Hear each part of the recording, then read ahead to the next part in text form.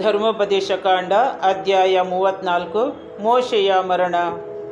ಮೋಶೆ ಮೋವಾಬ್ಯರ ಬಯಲು ನಾಡಿನಿಂದ ಜೆರಿಕೋ ಪಟ್ಟಣಕ್ಕೆ ಎದುರಾಗಿರುವ ನೇಬೋ ಪರ್ವತಕ್ಕೆ ಹೋಗಿ ಪಿಸ್ಗಾ ಎಂಬ ಬೆಟ್ಟದ ಶಿಖರವನ್ನು ಹತ್ತಿದನು. ಆಗ ಸರ್ವೇಶ್ವರ ಕಾನಾನ್ ನಾಡೆಲ್ಲವನ್ನು, ಅಂದರೆ ದಾನ್ ಪಟ್ಟಣದವರೆಗಿದ್ದ ಗಿಲ್ಯಾದ್ ಪ್ರಾಂತ್ಯ, ನಫ್ತಾಲಿ ಪ್ರದೇಶ, ಎಫ್ರಾಯಿಂ ಮನಸ್ಸೆ ಕುಲಗಳವರ ಪ್ರಾಂತ್ಯ, ಪಶ್ಚಿಮ ಸಮುದ್ರದವರೆಗಿದ್ದ ಜುದೇಯ ನಾಡು, ದಕ್ಷಿಣ ಪ್ರದೇಶ, ಚೋಗೂರಿನ ತನಕ ಇದ್ದ ಜೆರಿಕೋ ಎಂಬ ಖರ್ಜೂರಗಳ ಪಟ್ಟಣದ ಸುತ್ತಲಿನ ಬಯಲು, ಇದನ್ನೆಲ್ಲ ಅವನಿಗೆ ತೋರಿಸಿದರು. ಆ ನಂತರ ನಾನು ಅಬ್ರಹಾಂ, ಇಸಾಕ್, ಯಾಕೋಬರಿಗೆ ಪ್ರಮಾಣ ಮಾಡಿ ಅವರ ಸಂತತಿಯವರಿಗೆ ಕೊಡುವೆನೆಂದು ವಾಗ್ದಾನ ಮಾಡಿದ ನಾಡು ಇದೆ. ಇದನ್ನು ನಿನಗೆ ಪ್ರತ್ಯಕ್ಷವಾಗಿ ತೋರಿಸಿದ್ದೇನೆ, ಆದರೆ ನೀನು ನದಿ ದಾಟಿ ಅಲ್ಲಿಗೆ ಹೋಗಕೂಡದು ಎಂದು ಹೇಳಿದರು. ಸರ್ವೇಶ್ವರ ಮಾತಿನಂತೆ ಅವರ ದಾಸ ಮೋಶೆ ಅಲ್ಲೇ ಮೋವಾಬ್ಯರ ದೇಶದಲ್ಲಿ ಮೃತನಾದನು. ಮೋವಾಬ್ಯರ ದೇಶದಲ್ಲಿ ಬೆತ್ಪೆಗೋರಿಗೆ ಎದುರಾಗಿರುವ ಕಣಿವೆಯಲ್ಲಿ ಅವನ ದೇಹವನ್ನು ಸಮಾಧಿ ಮಾಡಿದರು.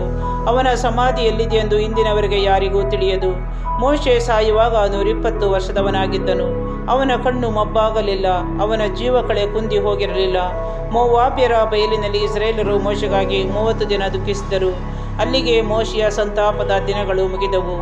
ಮೋಶೆ ನೂನನ ಮಗನಾದ ಯೆಹೋಶುವನ ಮೇಲೆ ಹಸ್ತನಿಕ್ಷೇಪ ಮಾಡಿದ್ದರಿಂದ ಅವನು ಜ್ಞಾನವರ ಸಂಪನ್ನನಾದನು.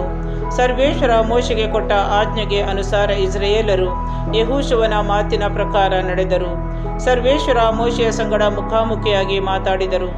ಈಜಿಪ್ಟ್ ದೇಶದಲ್ಲಿ ಫರೋಹನ ಮುಂದೆ ಹಾಗೂ ಅವನ ಪ್ರಜಾ ಪರಿವಾರದವರ ಮುಂದೆ ಅವನು ವಿಧ ವಿಧವಾದ ಪವಾಡಗಳನ್ನು, ಮಹತ್ ಕಾರ್ಯಗಳನ್ನು ನಡೆಸಿದನು.